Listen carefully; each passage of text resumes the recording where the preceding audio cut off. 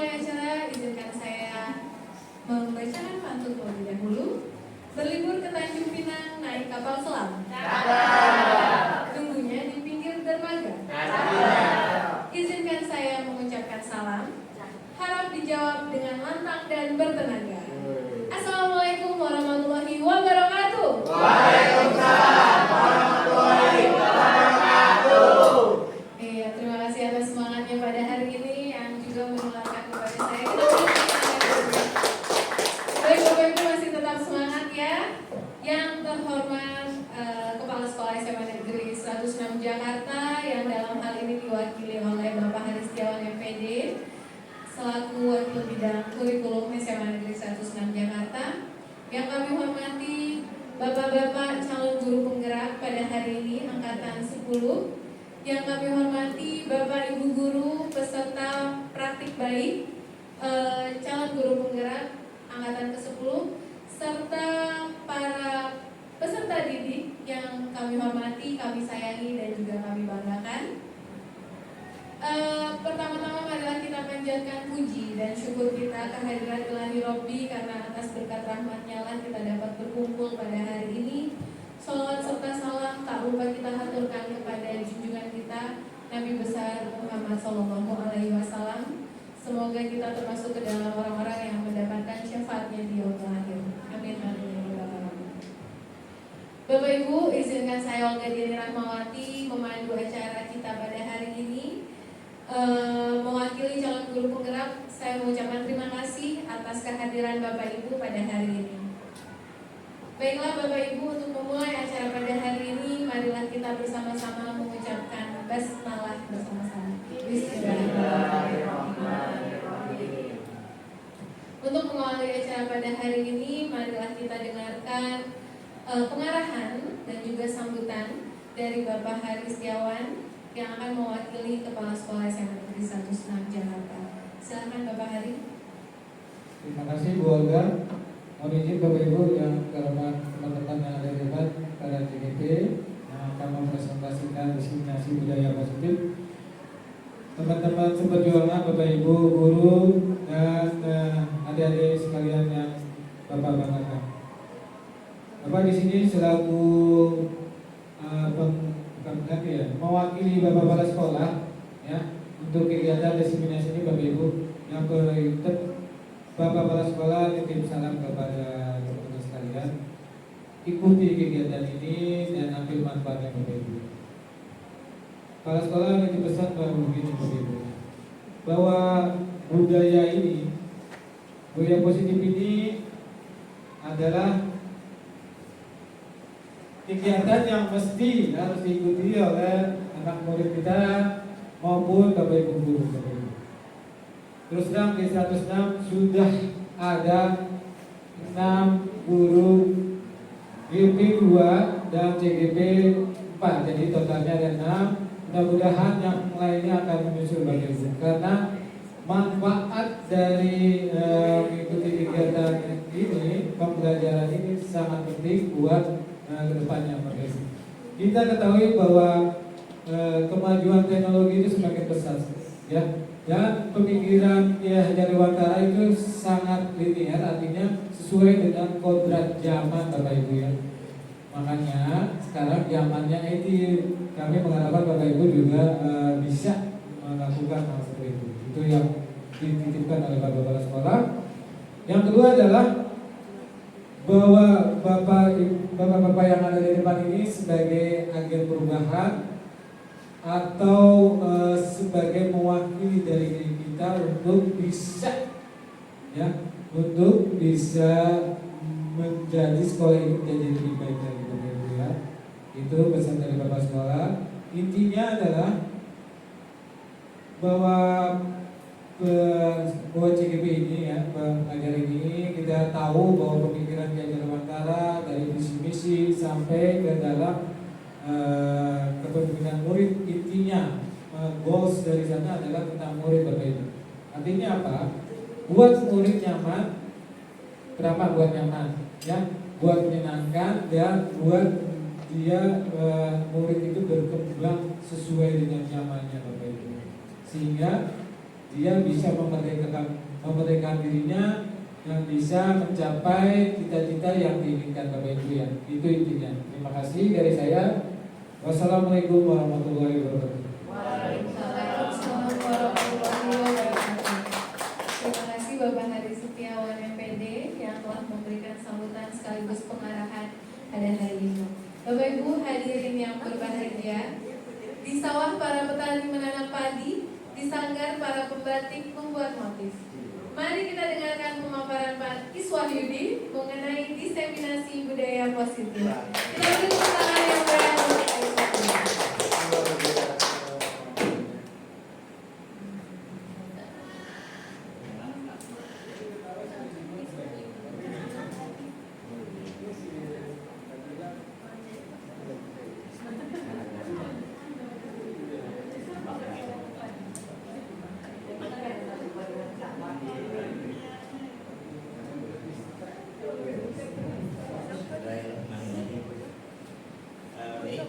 Assalamualaikum warahmatullahi wabarakatuh. Waalaikumsalam warahmatullahi wabarakatuh. Semoga kita masih semangat dalam waktu 1 jam ini. Baik.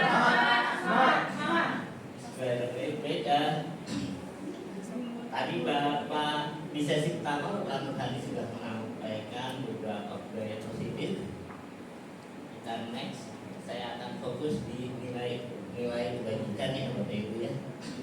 Oke, sebelum kita masuk ke materi,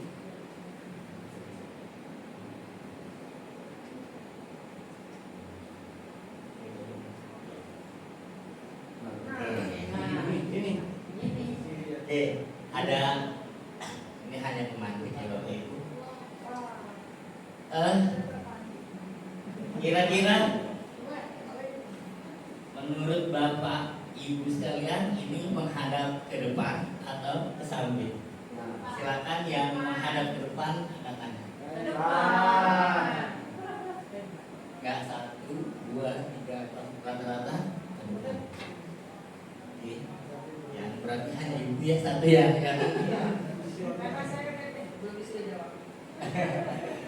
Silakan Ibu. Kalau menurut saya ini dari samping ya, karena saya fokusnya di hidungnya gitu loh. Kalau dari depan berarti hidungnya terbelah gitu, tapi kalau dari samping mancungnya itu kelihatan. Gitu. Jadi artinya kalau saya bisa mengerti paham, jadi ini adalah bentuk diferensiasi pandangan yang berbeda-beda. Mungkin ya.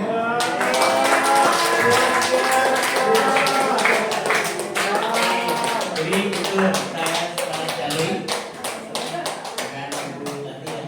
Tergantung sudut pandang kita di mana ya. Kalau kita melihat fokus di matanya akan terlihat ke depan. Tapi kalau kita lihat dari hidungnya akan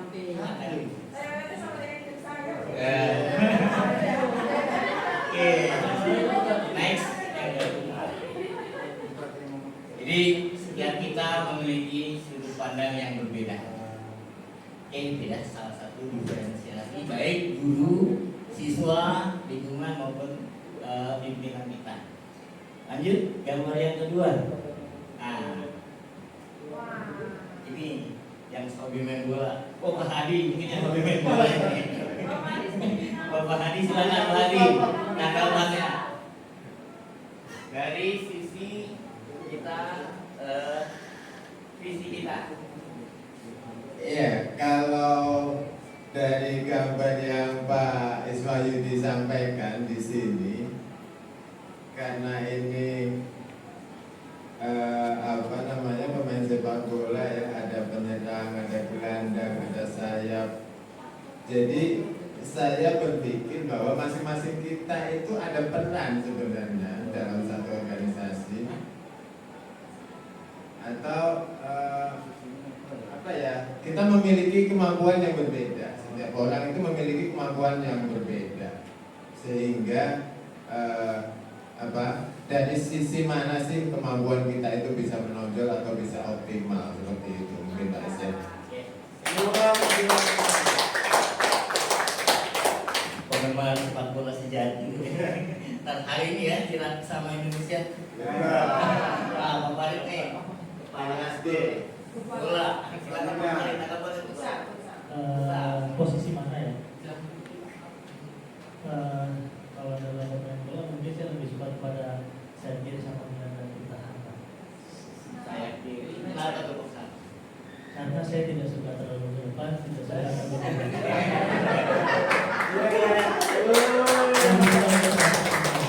Terkait visi Pak, visi sekolah. Kalau visi sekolah, Visi guru kita sebagai guru.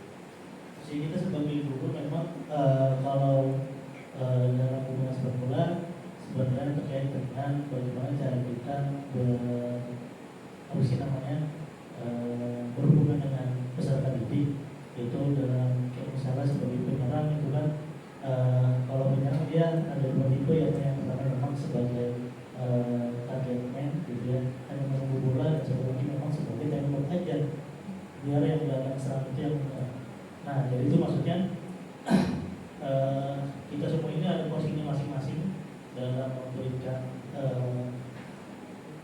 penyelesaian anak atau misalnya harus saling kolaborasi antara satu dengan yang lain, terutama antara guru kelas, terus juga wali kelas dan juga BK serta kesiswaan yang nanti bermuara kepada gawang musuh, yaitu di kepala sekolah itu sendiri misalnya.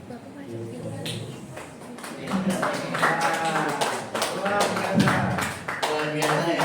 Kebetulan pembina SD Berapa? itu Berapa? besar. Berapa menit? Oke, mungkin ada lagi yang mau ngasih masalah. Ya. Kepala sekolah kita. Izin Bais menanggapi Bais ya, insya Allah. Ini berdasarkan pertimbangan saya mungkin agak sedikit berbeda ya. Kalau posisi kita, kalau saya terus terang senangnya gelandang serang dan gelandang bertahan, karena di posisi itu kita bisa mengatur serangan, kapan kita mesti menyerang, kapan kita mesti bertahan. Ya Bapak Ibu, itu salah satu. Tapi bukan berarti yang lain tidak bagus Bapak Ibu. Semuanya pasti mempunyai peranan masing-masing. Tidak ada di dalam satu pemerintahan itu semuanya jadi presiden. Tidak ada satu pemerintahan itu semuanya jadi pemulung. Artinya apa? Semua memegang peranan masing-masing. Nah, posisi kita di mana supaya bisa terjadi goals tersebut Bapak Ibu. Dan menurut saya yang paling dominan di sini adalah gelandang serang dan gelandang bertahan. Untuk visi misinya gimana guys? Visi misi sekolah begitu Bapak Ibu. Sesuai dengan kurikulum mereka ya. Kurikulum mereka itu kan dimensi itu mencakup ibaratnya Pancasila, 5 sila itu semuanya tadi yang saya bilang ikut berperan. Kapan kita di dalam Pancasila kapan ada berbunyi hari di belakang mobil dorongan itu sebagai kiper, ya. Apa itu sebagai kiper? Nah di depan kita harus memberikan contoh teladan sebagai visioner. Ya, Bapak Ibu, itu saran dari saya aja. Terima kasih. Wassalamualaikum warahmatullahi wabarakatuh. Terima kasih. Kalau saya punya sudut pandang yang berbeda. Dimanapun kita berdiri, tetap semuanya itu ada fungsinya. Jadi apapun posisi kita di situ, lakukanlah yang terbaik. Seorang guru, seorang wali kelas, seorang staf akan bekerja maksimal dan itu akan memberikan sumbangsi terhadap sekolah. Mungkin ke situ analisisnya mungkin ke situ ya. Jadi lebih maksimal. Dimanapun berada sama aja. Pentingnya kolaborasi ya Bu ya. Oke, itu pentingnya kolaborasi AI dan nanti terima kasih banget. Keren-keren ya masukannya. Oke, silakan datang. Jadi kita mundur. Setiap kita punya peran penting masing-masing. Oke, jadi gitu ya Bapak Ibu. Intinya adalah ke goal kita adalah akhirnya berpihak kepada murid. Menurut pendapat filosofi Ki Hajar Dewantara. Jadi ujung-ujungnya adalah tujuan adalah kita berpihak kepada anak untuk kebaikannya. Oke, lanjut Pak. Nah ini sebagai refleksi saya selama mengikuti guru penggerak, di mana filosofi Ki Hajar Dewantara ini lebih memanusiakan manusia ternyata. Jadi kadang saya sendiri merasa di kelas itu ya apalagi model-model kayak ya Itu luar biasa sekali. Jadi memang kita harus ngerem-ngerem dikit. Kemudian nilai-nilai menciptakan kerjasama dengan rekan sejawat, tentunya kerjasama dari kesiswaan, BK, kolaborasi tentunya. Kemudian menghasilkan visi dan budaya positif. Tadi sudah disampaikan mengenai Pak Hadi tentang prinsip guru dalam berkontribusi secara signifikan dalam menciptakan lingkungan sekolah. Bagaimana tadi Pak terkait dengan prestise di 3 resolusi, dan itu sangat ini ya, sangat dominan sekali dalam penanganan siswa. Beberapa hari yang lalu saya juga menangani Intan dan Perisa, anak saya, masalah kehadiran. Jadi memang beberapa anak kita ini mengalami kasus bullying ternyata ya di kelas. Kekerasan verbal itu sangat circle-circlean istilahkan anak kita sekarang, dan itu perlu menjadi perhatian kita bersama semestinya. Oke, selanjutnya untuk nilai-nilai dulu ini yang kita bisa peroleh di pelatihan selama guru penggerak 2 bulan terakhir. Mandiri, reflektif, kolaboratif, inovatif, dan berpihak kepada murid. Selanjutnya bisa di next saja Pak. Kita akan langsung naik ke budaya positif. Tadi sudah disampaikan poin-poinnya ada 6. Kita akan, nah ini yang akan kita capai, yaitu nilai-nilai kebajikan utama apa yang akan kita capai. Jadi selama ini kita ini tidak berfokus. Kita mau disiplin siswa, ternyata kita harus menangani yang lain. Kurikulum, sibuk dengan kurikulumnya, kesiswaan dengan kesiswaannya, kemudian yang lain sarpras dengan sarprasnya. Tidak fokus kepada yang akan kita tuju prioritas. Hal yang sepele bisa gini. Inilah kita di OSN kalah bersaing dengan sekolah-sekolah yang punya pendanaan besar dan berpengalaman dalam OSN. Kemudian secara akademik juga seperti itu. Kita punya loh di sini budaya kita, tari topeng. Coba kita tonjolkan itu. Akan terlihat 106 ini lebih unggul dari sekolah lain. Bisa jadi dengan misalkan seperti sekolah-sekolah itu ada palang pintu, belum ada. Bisa kita angkat. Jadi kita prioritas pada salah satu. Oke, ini video tadi sebenarnya sama dengan Pak Hadi terkait dengan apa namanya?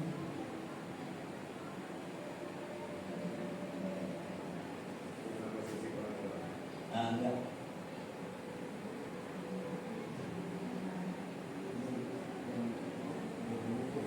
Yang menghukum ya. Jadi kita harus paham betul kondisi siswa yang sebenarnya ya. Saya kalau nonton video ini selalu sedih, kenapa ya? Endingnya menyedihkan. Kaila lagi. Kabur ya, kabur. Tadi kabur lagi, tadi kabur lagi.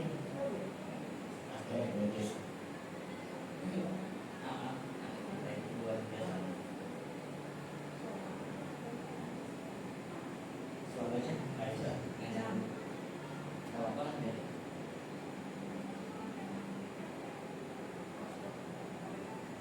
Dipercepat aja. Jadi Kaila ini selalu terlambat.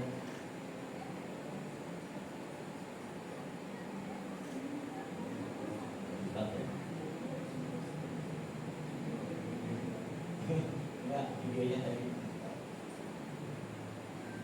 Oke, sambil kita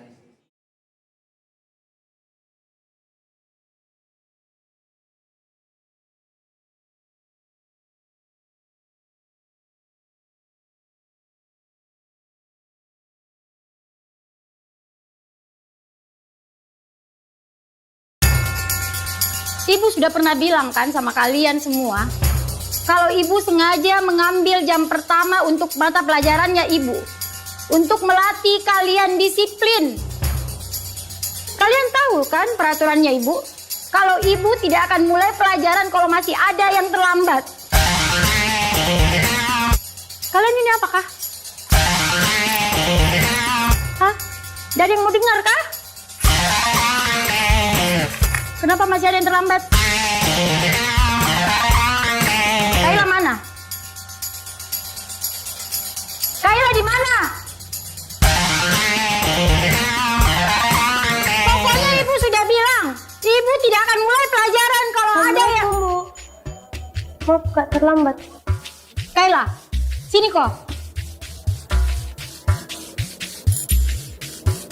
Apa lagi alasanmu Kayla?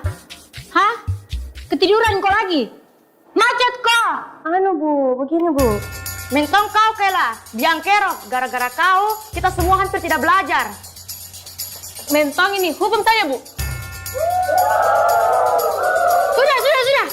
Jangan lagi ada yang melempar. Kayla duduk kok. Tapi ingat kok besok, kalau kau masih terlambat begini, ibu tidak akan mulai pelajaran lagi.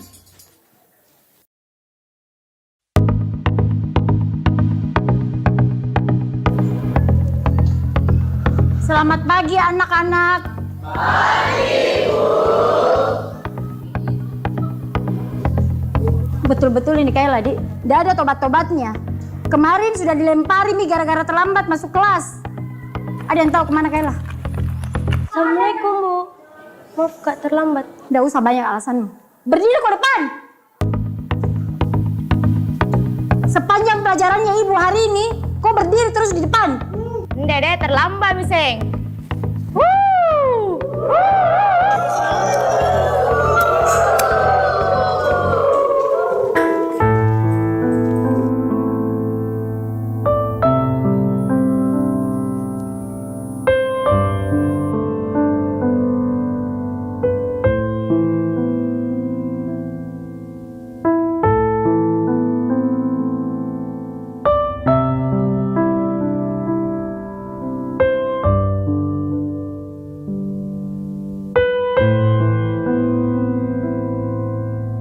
Sudah 1 jam lebih Mini Kayla tidak datang. Kira-kira ada yang tahu kemana Kayla? Mungkin hari ini tidak masuk Ibu, karena takut dikasih surat ke orang tuanya.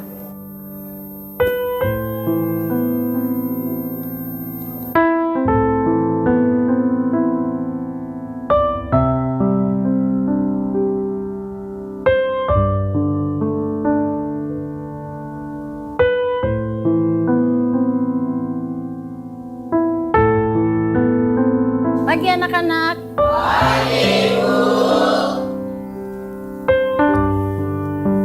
Masuk kok Kayla. Udah terlambat mau kok lagi. Kayla ke depan kok. Kenapa Bu? Berdiri kok di situ. Hari ini saya kan udah terlambat Bu, tapi kenapa saya tetap dihukum? Kok enggak masuk toh kemarin? Sekarang jelaskan kok kepada kita semua di sini, kenapa kok selalu terlambat dan malah kemarin kok enggak masuk? Kayla, jelaskan kok. Bicara kok. Kayla. Maafkan Kak teman-teman. Karena gara-gara saya, kalian semua enggak belajar. Hari pertama, saya terlambat karena mamaku demam berdarah.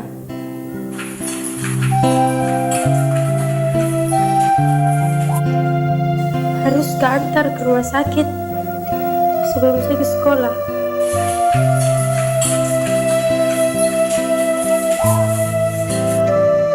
Hari kedua, saya terlambat ke sekolah karena harus ke rumah sakit. Suapin makan dulu mamaku, baru saya ke sekolah. Hari ketiga kemarin, saya tidak masuk sekolah.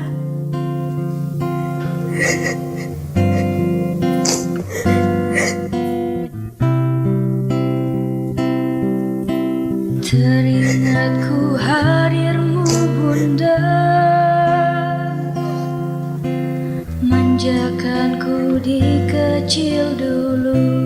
karena meninggalnya mamaku. Apakah tergetar hatimu? Di sini anakmu terjatuh, tak ada tempatku mengadu. Tangisku dalam sendiriku. Kalau bukan karena mamaku suruh Kak jadi insinyur, gak bakalan Kak masuk sekolah hari ini. Saya kira kalian semua mau lempari Kak. Lemparkan Ma, lempar Mi, lempar Mi, lempar. Saya kira Bu kita mau hukum Kak, hukum Ma.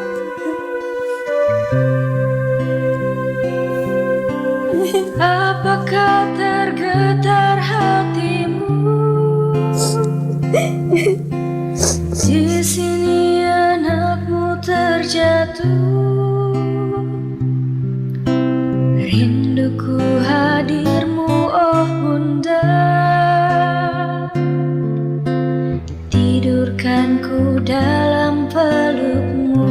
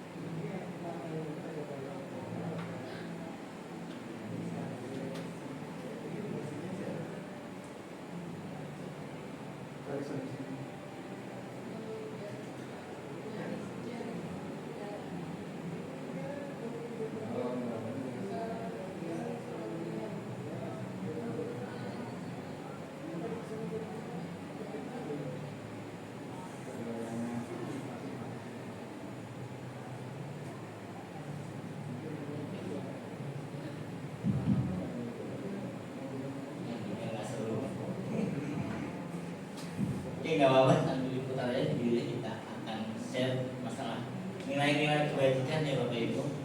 Jadi ada beberapa nilai kebajikan yang jelas. Satu, pertama profil Pancasila. Nah, ini profil Pancasila, ini cukup jelas. Keimanan terhadap Tuhan Yang Maha Esa dan berakhlak mulia, mandiri, bernalar kritis, kebinekaan, global, kreatif, dan gotong royong. Next. Kemudian sikap murid, banyak sebenarnya, toleransi dan lain sebagainya, dan seterusnya. Nanti kita share ya Bapak Ibu, sikap-sikap nilai-nilai kebajikan yang lainnya, termasuk next yang dari 9 pilar karakter. Ini juga sangat penting. Next. Kemudian nilai-nilai kebajikan seumur hidup dan keterampilan hidup, ini juga perlu kita perhatikan, menjadi perhatian kita.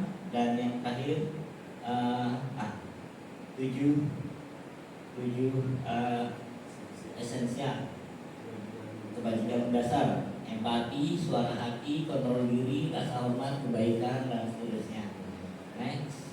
Nah, ini yang paling banyak dan mesti kita tanamkan ke anak kita. Cukup banyak sekali sebenarnya. Cuma ya itu tadi, kita tidak punya mana yang kita prioritas. Memuji anak kamu ketika dia menang, ketika dapat piala, ketika dapat nilai 100, gue jamin nggak akan buat antum jadi sukses. Tetapi 5 hal ini kalau kamu puji akan mengubah hidup dia menjadi orang yang sukses. Siap? Pujilah usaha anak kamu. Mungkin dia kesusahan, nggak bisa matematika, tapi dia berusaha, mencoba, dan gagal tapi mencoba terus. Pujilah hal tersebut. Pernah nggak punya anak yang suka nanya-nanya, terus nanya-nanya, why, kenapa? Orang tua kadang-kadang kesel. Tetapi sebetulnya itu hal-hal yang luar biasa, kamu harus puji, karena dia selalu ingin tahu, dia always curious. Pujilah kebaikan hati anak kamu. Banyak orang tuh hari ini nggak mementingkan kebaikan, padahal itu sangat penting buat dia menjadi seorang yang sukses. Puji dia kalau dia jujur. Mungkin dia jujur mengatakan, sorry, saya memecahkan piring. Jangan marahin dia, tapi puji karena dia berani mengatakan sejujurnya. Pujilah anak kamu yang punya kesabaran, di mana dunia hari terutama semuanya serba pengen cepet, nggak sabaran. Kalau anak kamu punya kesabaran, pujilah dia. Jadi pada kesempatan kali ini izinkan saya menyampaikan beberapa usulan ya Pak Ai ya. Barangkali bisa menjadi pertimbangan untuk sekolah sebagai panduan bersama. Satu, kedua, membentuk identitas sekolah.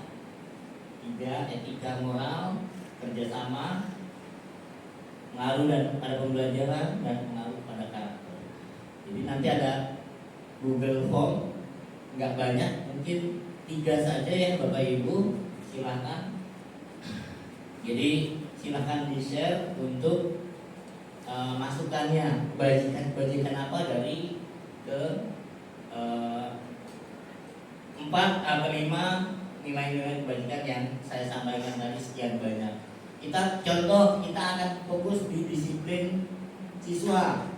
Bagaimana penanganannya? Selama ini kan kayaknya hari ini 9 siswa, besok 20 ya pasti ya. Besoknya lagi naik lagi 31 lambat. Nah itu kayaknya kita anaknya padahal itu aja kali ya. Yang sebanyak. Nah itu ya. Jadi mari kita coba menyusun nilai-nilai apa yang akan kita prioritaskan menjadi nilai kebajikan sekolah kita. Nanti akan saya share, bisa di-share linknya, enggak linknya aja. Biar Bapak Ibu menyusun.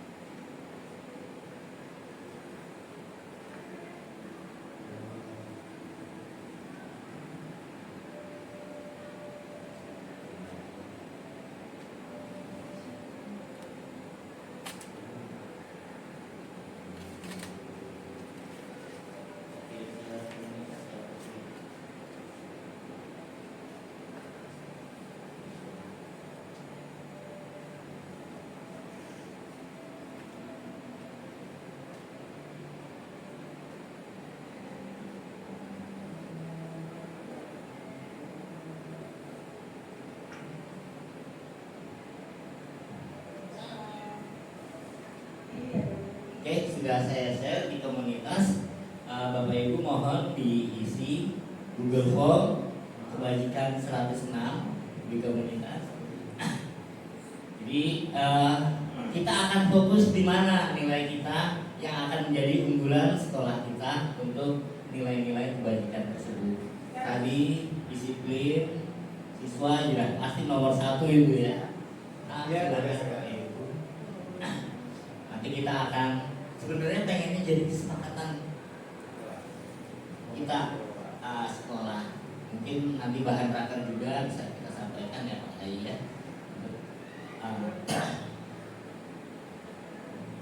Oke, silakan langsung kita sambil isi Bapak Ibu mungkin untuk diskusi terkait dengan bisa dipimpin oleh dua acara keluarga.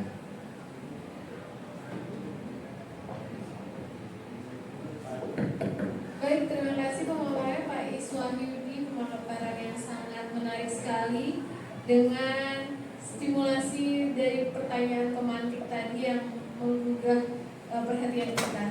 Kami persilahkan Bapak Ibu Guru beserta praktik baik untuk menyampaikan gagasannya atau jika ada pertanyaan dan hal-hal yang ingin didiskusikan kami persilahkan. Salam bahagia Ibu dan Bapak Guru hebat. Dalam penerapan disiplin positif restitusi, salah satu program yang dikembangkan adalah 5 posisi kontrol. 5 posisi kontrol dalam restitusi adalah proses perjalanan seorang pendidik agar dapat mengenal dirinya. Pada video kali ini, kita akan membahas tentang 5 posisi kontrol yang dikembangkan oleh Bayu Proses yang contoh penerapan.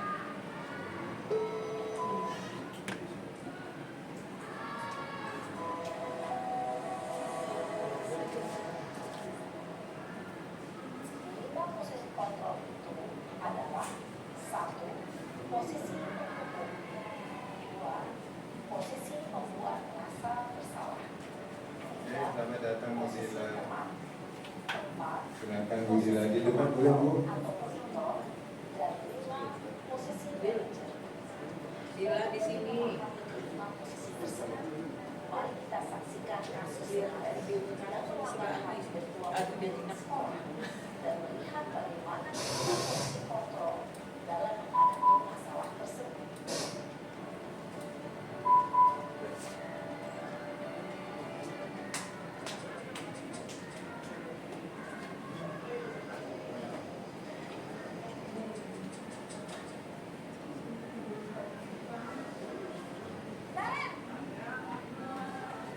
Sini kamu.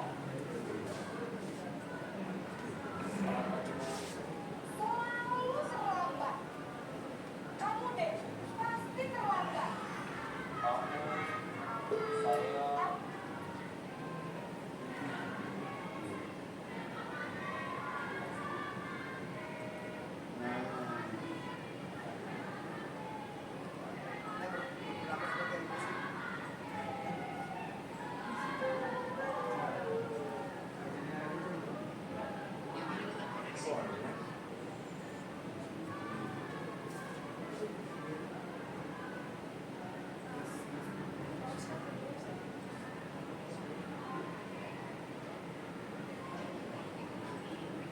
Kita dulu tutup dulu.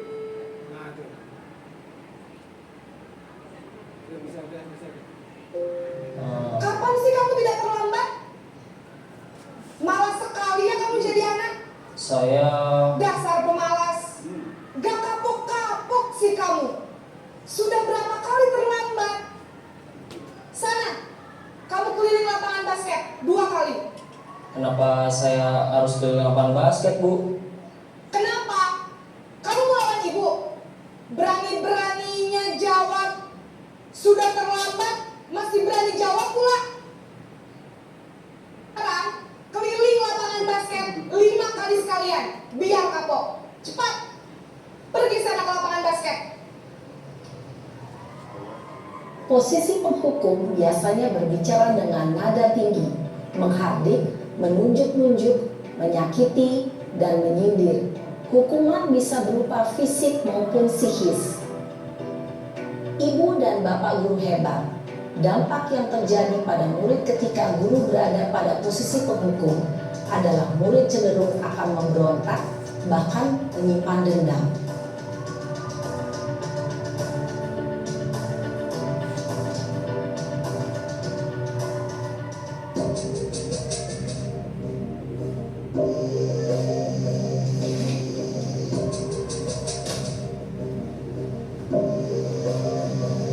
Naren!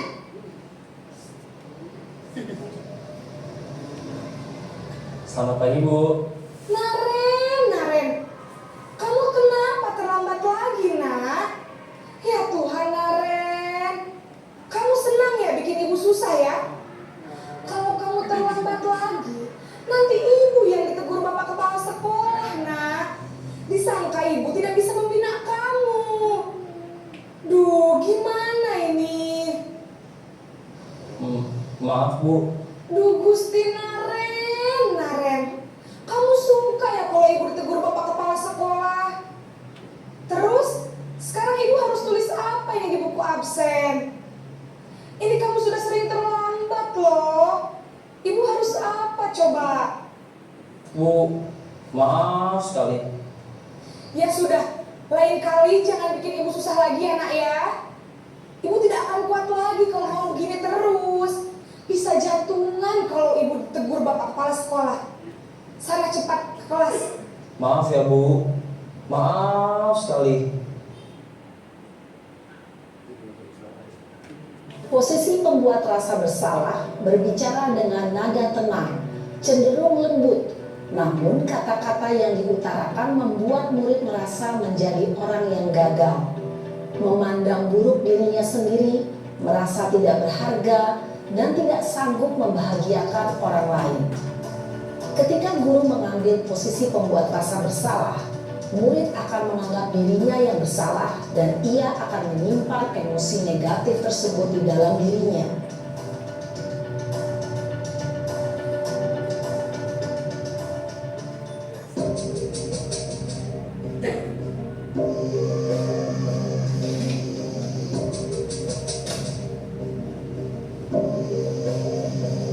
Naren!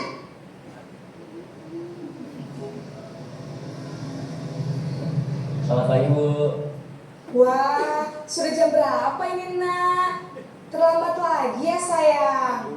Iya Bu, habis ibu saya lupa bangunkan saya Bu.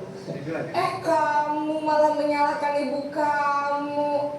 Kamu bukannya anak yang larinya paling kencang. Kok terlambat sih? Iya Bu, saya memang terlambat bangun tadi.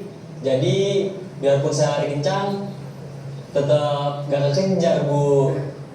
Ya sudah sana. Nanti lain kali larinya lebih kencang lagi ya.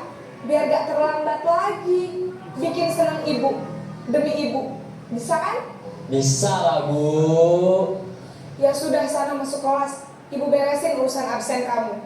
Kamu ini ada-ada saja. Dalam posisi teman, guru berbicara dengan nada suara ramah, akrab, cenderung bersenda gurau untuk menjaga suasana tetap santai. Murid akan merasa senang, aman, dan akrab dengan guru. Identitas yang tercipta adalah identitas sukses atau berhasil. Namun, perlu diingat, karena ini masih dorongan eksternal, maka ada faktor ketergantungan dari murid kepada orang tertentu. Di sini guru absennya, sehingga di lain waktu murid bisa berperilaku baik, namun hanya kepada orang-orang tertentu saja.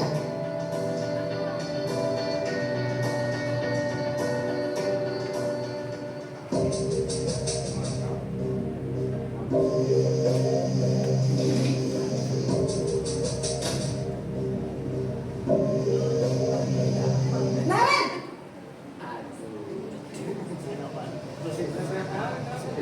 Selamat pagi Bu. Naren, apa peraturan sekolah kita tentang jam berapa kita harus masuk sekolah, nak? Kita harus di sekolah jam 7 Bu. Iya betul, sekarang sudah jam 7.20. Naren sudah tahu konsekuensinya jika terlambat hadir. Paham Bu. Saya harus tinggal kelas pas jam istirahat selama 20 menit. Iya benar, konsekuensinya demikian. Jadi nanti jam 9.30 pas istirahat, kamu harus tinggal di kelas, kerjakan tugas tambahan untuk ketertinggalan kamu, ya? Baik Bu. Posisi pemantau mengandalkan penghitungan atau data untuk mengontrol murid. Guru mengarahkan murid berdasarkan peraturan dan konsekuensi. Seorang pemantau menunjukkan bahasa tubuh dan ekspresi wajah yang datar dan cenderung formal.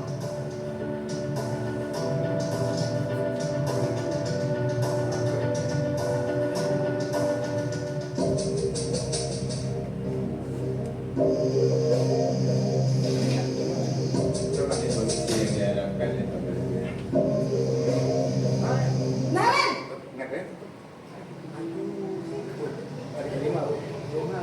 Selamat pagi Bu. Selamat pagi Naren.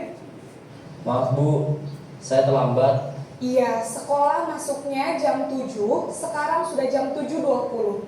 Jadi sekarang bagaimana ini Naren? Maaf Bu, saya lupa setel alarm saya semalam. Baiklah, menurut kamu, keyakinan sekolah yang mana yang perlu kamu tingkatkan? Menghargai diri sendiri dan orang lain mungkin ya Bu. Setuju. Jadi, apakah Naren meyakini prinsip saling menghormati tersebut? Iya Bu, saya meyakininya. Apakah Naren bersedia memperbaiki masalah keterlambatan ini? Bersedia Bu. Bagaimana kamu akan perbaiki masalah keterlambatan ini? Saya akan coba untuk tidak lupa menyetel alarm saya Bu. Baik, kalau Naren lupa menyetel alarm di rumah, ada orang yang kira-kira bisa bantu mengingatkan tidak? Ada Bu, kakak saya, Kak Emma. Ada lagi selain Kak Emma? Selain Kak Emma, ada ibu saya. Baik, jadi yang mengingatkan Naren adalah Kak Emma dan ibu kamu ya? Kira-kira akan mulai start alarm kapan nih Naren? Setelah pulang sekolah, akan segera saya lakukan. Baik, jadi Naren akan setel alarm untuk bangun besok pagi dan akan diingatkan oleh kakak dan ibunda Naren ya. Ada lagi yang mungkin perlu dilakukan Naren agar tidak terlambat bangun lagi? Tidak ada Bu. Baik Naren, terima kasih untuk kerjasama kamu. Sekarang kamu perlu kembali ke kelas untuk belajar. Baik Bu, terima kasih. Posisi manajer adalah posisi kontrol yang disarankan untuk membimbing murid memiliki sikap disiplin yang positif, yaitu murid yang mandiri, bertanggung jawab, dan dapat memecahkan masalah. Tujuan dari posisi ini adalah agar murid dapat berefleksi atas tindakannya. Guru akan dengan tulus memberikan pertanyaan-pertanyaan bermakna, sehingga membuat murid dapat belajar dari kesalahannya dan mencari sebuah solusi untuk menyelesaikannya. Ibu dan Bapak guru hebat, setelah mengamati adegan kelima posisi kontrol tadi, kira-kira posisi mana yang paling ideal? Posisi mana yang... Baik, terima kasih Pak Is atas videonya. Kita lanjutkan Bapak Ibu. Setelah kita melihat tadi tampilan 5 posisi kontrol guru, kira-kira kalau muncul pertanyaan ada di posisi mana sih kita saat ini?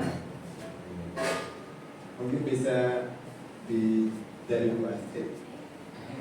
Yang bisa dikerenangnya. Silakan. Spesialis terlambat. Silakan sendiri spesialis terlambat. Spesialis.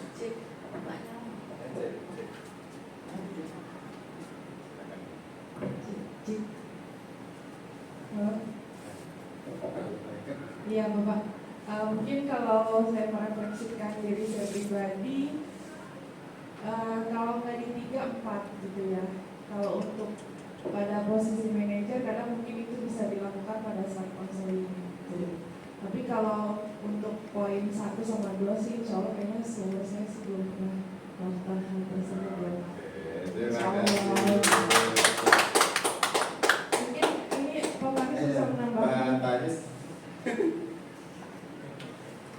Gak apa-apa, kita berbagi aja Pak. Oke, terima kasih atas kesempatan Pak tadi. Kalau saya pribadi terkait dengan posisi kontrol tadi, saya lebih ke posisi 3 dan 4 juga. Gitu. Cuma memang kadang dari 3 dan 4 itu ada beberapa hal yang tadi seperti dijelaskan oleh tadi yang negatifnya atau positifnya seperti itu. Mungkin memang itu konsekuensi yang akan kita ambil ke depan. Cuma yang kita harapkan nanti dari perilaku 3 dan 4 itu siswa bisa jadi lebih disiplin terhadap diri sendiri. Kalau dalam seperti itu. Terima kasih. Terima kasih Pak Baris. Dan Bu Cantik.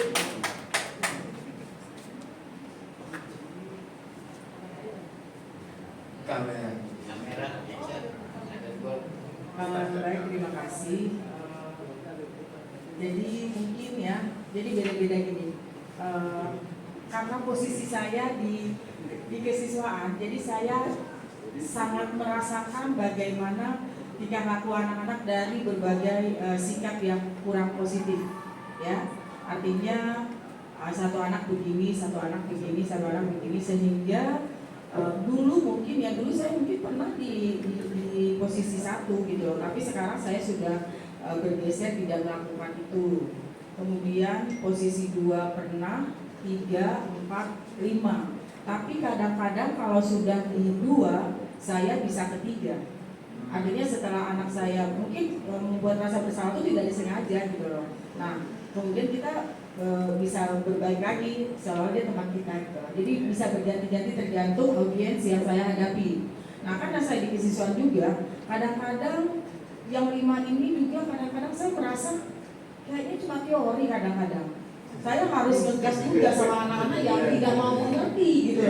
Jadi kalau misalnya di CGP itu harus memaksa dalam tanda kutip di 5, saya akan berusaha di situ gitu loh. Tapi saya juga nggak ngerti. Kita juga manusia biasa, punya rasa emosi, punya rasa pingin anaknya. Kok kamu sudah berkali-kali bilang nggak ngerti sih gitu loh. Jadi perasaan seperti itu tetap ada. Saya pikir itu manusiawi. Tapi bagaimanapun kalau manajer yang paling idealis ya udah, kita akan berusaha juga menuju ke yang 5. Mungkin itu dulu sementara. Terima kasih. Oke, terima kasih Bu Tati. Next, Bu Surati ya, Bu Dila. Bu Dila dulu ya. Bu Surati. Kalau ini saya yakin ini. Boleh Bu. Tapi nggak panjang Bu. Ke sebelah sini Bu. Ya, terima kasih. Mungkin saya bukan sebagai kesiswaan, tapi saya sebagai guru di kelas. Sebagai guru. Ya. Sebetulnya saya pernah mengalami kelima ini. Terus terang dulu saya lebih sering ke penghukum. Ya, penghukum dengan tanpa membuat konsekuensi terlebih dahulu. Kemudian anak terlambat langsung saya hukum.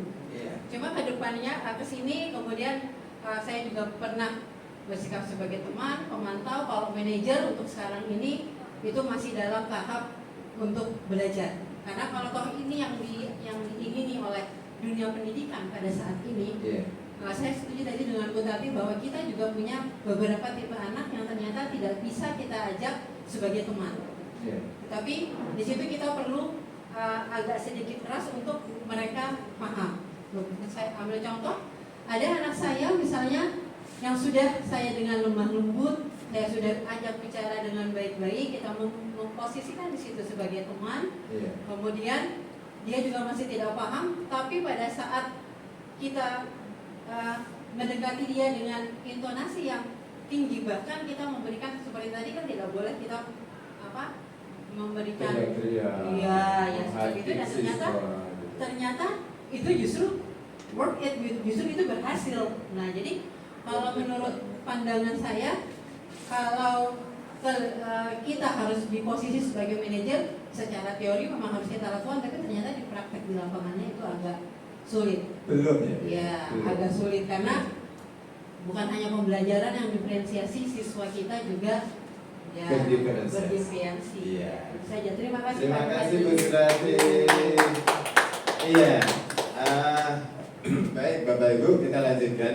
Jadi memang mungkin untuk kita mencapai di posisi 5 itu harus kita mulai dari awal tadi ya Bapak Ibu ya, dari kita menerapkan disiplin positif, kesadaran diri anak, menumbuhkan kesadaran diri anak sehingga anak-anak kita ini memahami apa sih yang harus saya lakukan, tugas dan tanggung jawab saya itu apa sih, sehingga kalau kita sudah menumbuhkan disiplin positif pada anak-anak didik kita, mungkin kita bisa seperti tadi yang Bu Surati dan Bu Tati sampaikan, kita bisa berada di posisi kontrol guru kelima ini dengan baik gitu ya Bapak Ibu ya. Karena anak-anak contoh misalnya ketika untuk kita menjalankan sholat zuhur berjamaah misalnya, itu sebagian besar sebenarnya anak-anak kita itu sudah mempunyai kesadaran diri dengan baik sebenarnya. Begitu mendengar azan bel berbunyi, mereka langsung bergegas ke masjid, mereka langsung ambil wudu. Tapi memang ada beberapa anak yang memang butuh perhatian kita lebih gitu, untuk mereka bisa memiliki kesadaran diri sepenuhnya, mempunyai tanggung jawab bahwa itu adalah satu kewajiban kita akan melaksanakan ibadah sholat zuhur berjamaah seperti itu. Nah, semoga harapannya ke depan anak-anak kita mampu tumbuh motivasi dalam dirinya untuk bisa mempunyai rasa tanggung jawab akan disiplin yang positif tentunya. Gitu ya Bapak Ibu ya. Harapan kita semua. Nah selanjutnya supaya kita juga bisa menumbuhkan disiplin dan tanggung jawab anak-anak, kita mencoba membuat satu keyakinan kelas. Ya di sini kita akan membuat satu kesepakatan yang diyakini dalam kelas tersebut bahwa apa yang akan kita berikan aturan-aturan di kelas itu semuanya akan menyepakati dan tahu akan konsekuensinya seperti itu.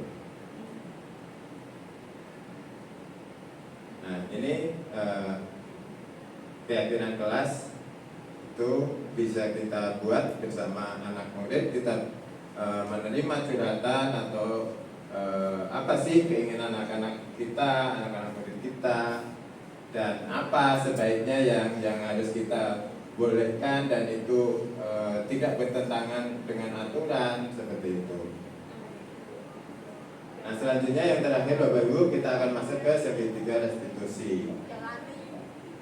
Restitusi adalah proses menciptakan kondisi bagi murid untuk memperbaiki kesalahan mereka sehingga mereka bisa kembali dengan karakter yang baik dan lebih kuat lagi.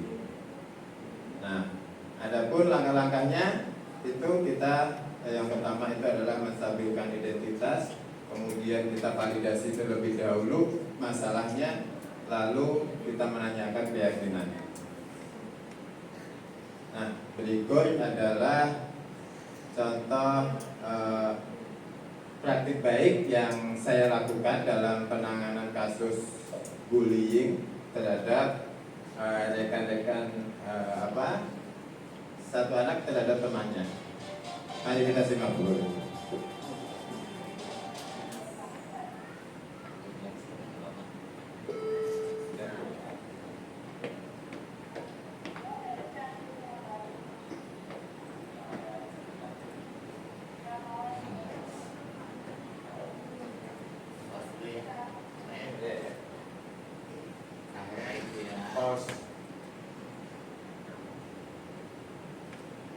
Pause dulu, nanti potong aja ya kita ya.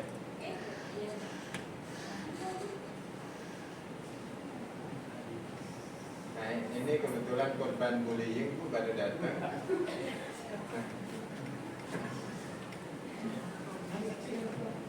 Coba bullying action. Aktifnya. Iya.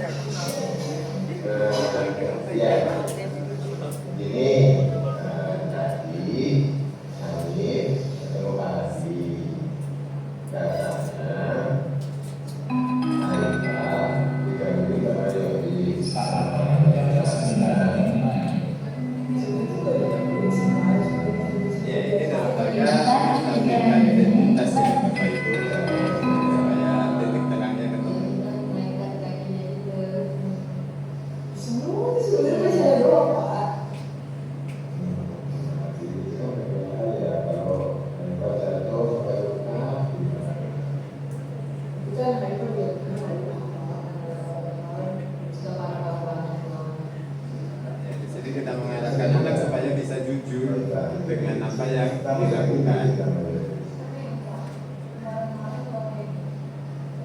Dengar nih, kamu sering bilang gini,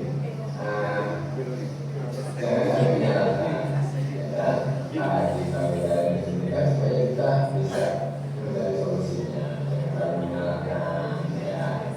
Nah, sekarang ini kamu ini angkat jujur ya, Iis, Anira, Ani, juga cerita jujurnya seperti apa? Benar nggak yang disampaikan saudara? Sebenarnya benar sekali sih harus diulangi.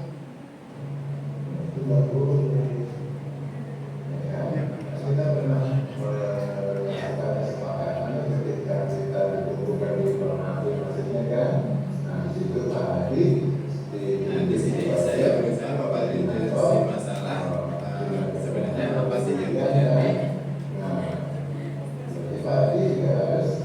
Dan untuk mencarikan solusi terbaiknya.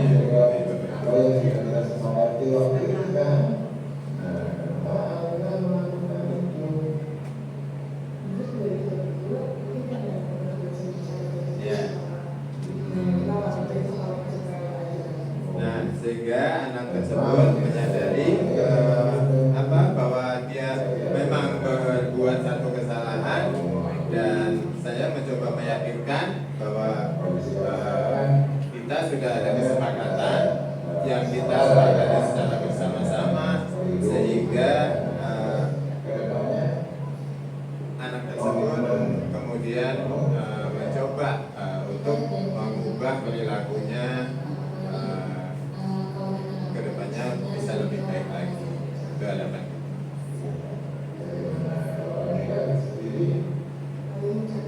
Sesuatu yang nggak semua hal bisa dipercaya di dalam kita ada masalah. Kita harus juga tahu pembulian itu seperti apa sih, sampai melakukan sesuatu hal yang bagus.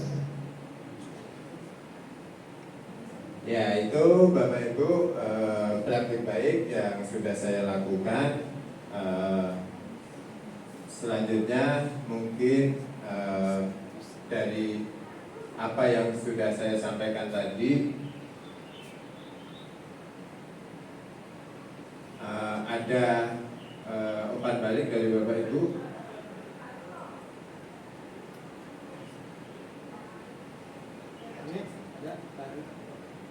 Ya, silakan.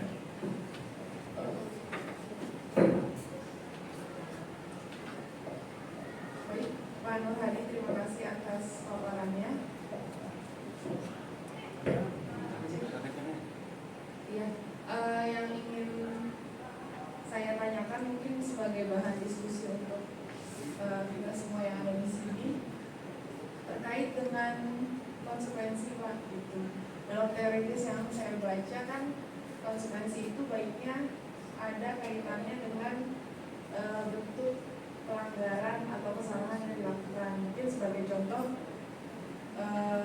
kalau saya sering, biar gampangnya, misalnya saya menumpahkan airnya Pak Maris gitu ya, maka konsekuensi sebenarnya adalah ya saya bersihkan tumpahannya lalu saya gantikan minumannya, seperti itu. Atau kalaupun berbentuk fisik asal relevan dengan mata pelajaran, misalnya Pak Iwan guru olahraga, kemudian biasa lari pemanasan 3 kali, anak datang terlambat, berarti boleh sebagai konsekuensi larinya jadi 5 kali putaran gitu ya. Tapi misalnya khusus masalah keterlambatan itu kan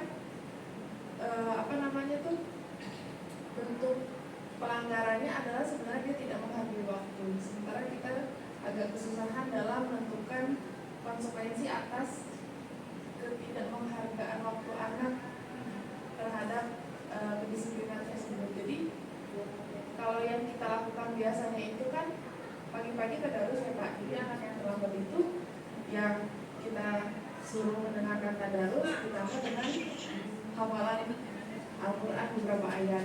Itu kan tidak apa ya Pak, tidak linear mungkin dengan bentuk kesalahan yang dilakukan. Kalau seperti itu apakah boleh atau memang harus sesuai, karena kadang efektifan waktu juga sih gitu. yang dia rasa cepat. Kalau yang mau benar-benar kan mungkin butuh waktu yang lebih. Terima kasih Pak Media. Terima kasih. Terima kasih Bu Astri ya tentunya. Jadi saya pikir baik sekali apa yang disampaikan Bu Astri. Jadi sebaiknya memang kita harus membuat satu kesepakatan ya Bu, satu kesepakatan yang memang itu diyakini antara kita dengan murid, kita dengan orang tua, sehingga apa yang sudah kita sepakati bersama itu tersosialisasi dengan baik dan kita konsisten untuk menyepakati apa yang sudah kita yakini bersama-sama pada sekolah ini sehingga itu bisa dijalankan dengan baik gitu. Misalnya seperti tadi yang Bu Astri sampaikan untuk konsekuensi dari keterlambatan itu sebaiknya seperti apa. Kalau misalnya anak yang terlambat ini harus menghafal dulu misalnya, sedangkan saat itu mereka pasti tertinggal jam belajarnya di kelas gitu kan ya, karena menjalani konsekuensi dengan menghafal surat-surat pendek misalnya seperti itu. Tapi di sisi lain mereka akan terlambat pembelajaran di kelas. Nah sebaiknya seperti bisa saja kita lakukan dengan mencontoh apa yang dilakukan oleh Naren tadi. Ketika jam istirahat, konsekuensi itu dijalankan bagi siswa yang datang terlambat. Jadi ngajinya itu mungkin di jam istirahat misalnya. Jadi mereka menjalani konsekuensi itu tanpa mengorbankan waktu belajar, tapi justru dia akan kehilangan waktu untuk istirahatnya. Mungkin itu ya Bu. Terima kasih.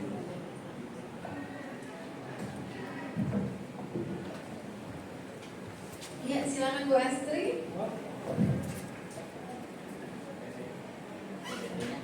Oh iya. Baik Pak Ismail, terima kasih atas paparan yang telah disampaikan kepada kami. Yang ingin saya tanyakan untuk menjadi bahan diskusi adalah apa namanya Pak, pemberian konsekuensi terhadap peserta didik, gitu ya. Kan baiknya harus sesuai dengan kesalahan yang siswa buat, gitu ya.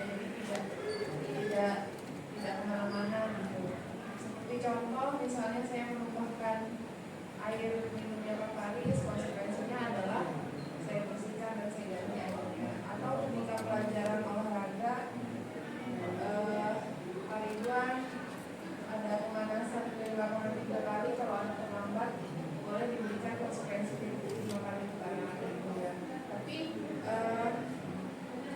untuk kasus keterlambatan memang jujur kami masih agak bingung memberikan konsekuensi yang sesuai terhadap siswa yang terlambat. Biasanya selama ini kan di sekolah kita ya karena kegiatan paginya tadarus, maka yang terlambat itu biasanya hafalan surat pendek.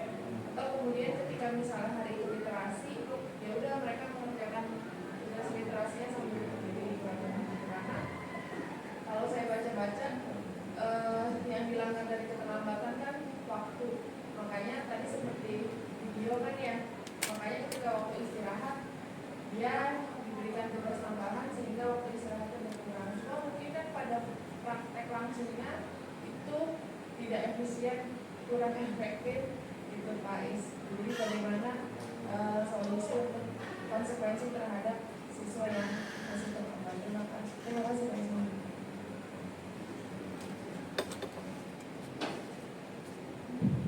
Terima kasih Bu Astri.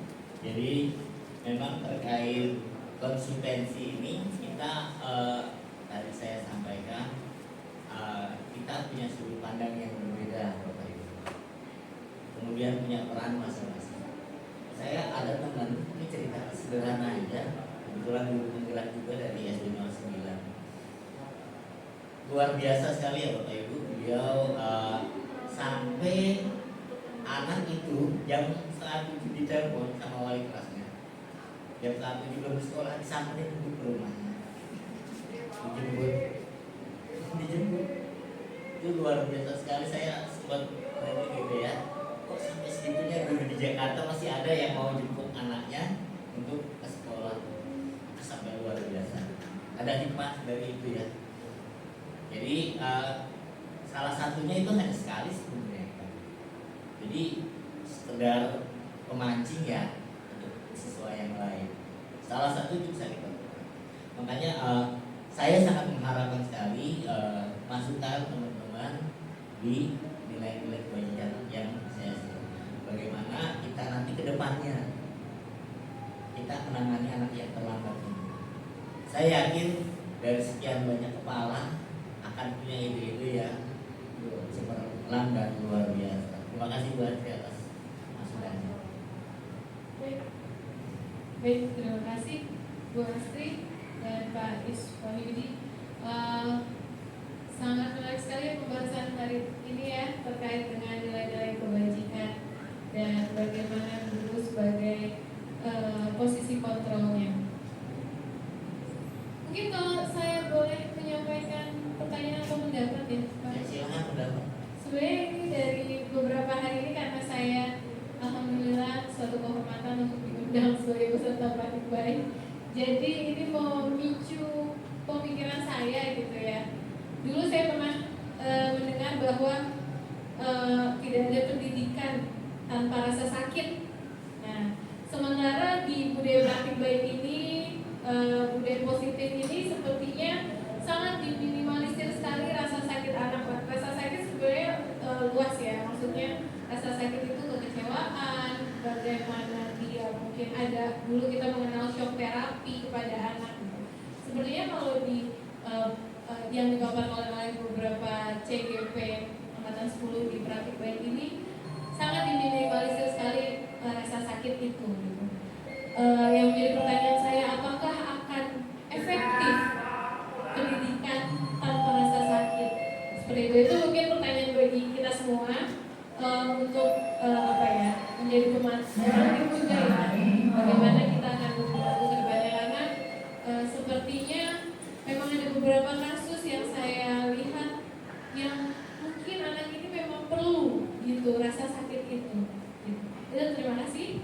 Silakan mungkin dari Bapak Ibu atau para CGP untuk menanggapi. Bapak Ibu ada yang mau menanggapi mungkin? Sudah waktunya selesai. Oke, saya sekedar menanggapi di Google Form isian program kerja sekolah. Saya usul untuk diadakan pelatihan ketahanan malangan. Itu penting sekali karena memang rata-rata anak kita lemah untuk hal itu ya. Anak-anak Gen Z ya, mungkin yang muda-muda ini enggak ya. Kurang tahan malang, kurang tahan susah. Itu penting banget pelatihan itu.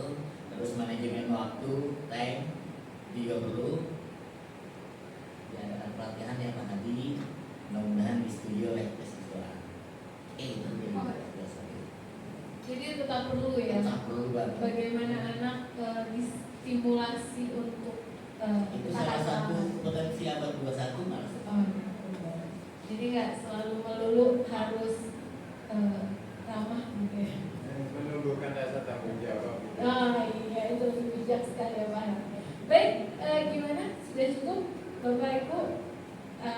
Alhamdulillah setiap tahapannya hari ini kita sudah lalui bersama. Burung camar rebah di perahu, hujan lebat menyambar kilat. Banyak mendengar, banyak tahu, semoga ilmu yang didapat bermanfaat.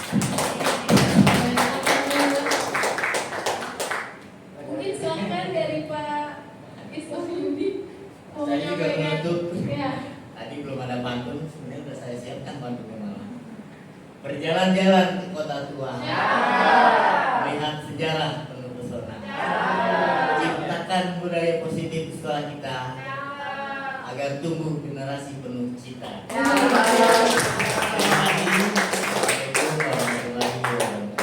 Waalaikumsalam warahmatullahi wabarakatuh. Baiklah Bapak Ibu para hadirin, alhamdulillah kita sudah sampai di penghujung acara. Semoga acara pada hari ini memberikan manfaat baik bagi diri kita maupun sekolah kita tercinta. Marilah kita tutup pertemuan pada hari ini dengan membaca hamdalah bersama-sama. Mewakili seluruh CGP Angkatan 10, saya Olga Deni Rahmawati undur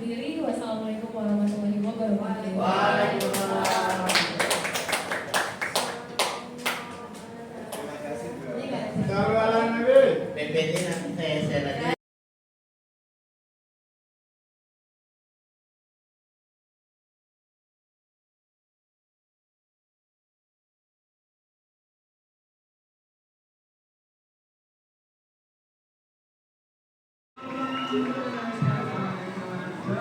Assalamualaikum warahmatullahi wabarakatuh. Selamat Jakarta. Selamat Jakarta. Salam Garuda. Peace and respect.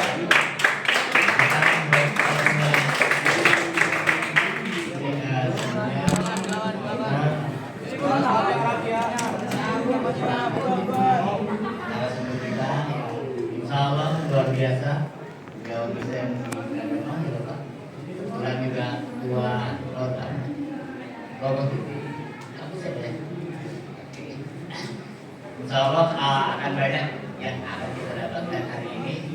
Silakan bereksplorasi, silakan bertanya, jangan ragu. Jika kalian kurang paham atau akan minta di follow up, kita siap. Oke, terus kita. Jadi pada dasarnya kalian ini dalam tahap menimba ilmu, ya. Ingat beberapa hari lagi kita akan berbagi rapot. Kalian akan dapat nilai di sana, bisa lihat nilai. Tapi pada prinsipnya adalah yang perlu kalian pahami adalah nilai-nilai selama kalian sekolah di sini, ya. Bukan hanya kita di sini menanamkan keimanan ya Bapak dengan keseharian kita dengan kebiasaan, tapi satu hal juga penting, ilmu ya. Ada mungkin yang muslim pada saat Rasulullah, kalau kalian ingin raih dunia dengan ilmu,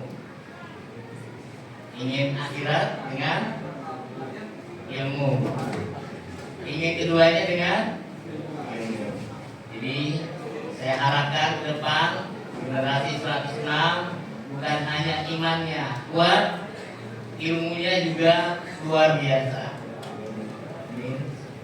Demikian sambutan dari saya. Semoga dengan kegiatan ini kalian akan menjadi generasi yang beriman, berilmu, dan amal kalian diterapkan kehidupan nanti dengan sangat baik. Terima kasih. Assalamualaikum warahmatullahi wabarakatuh.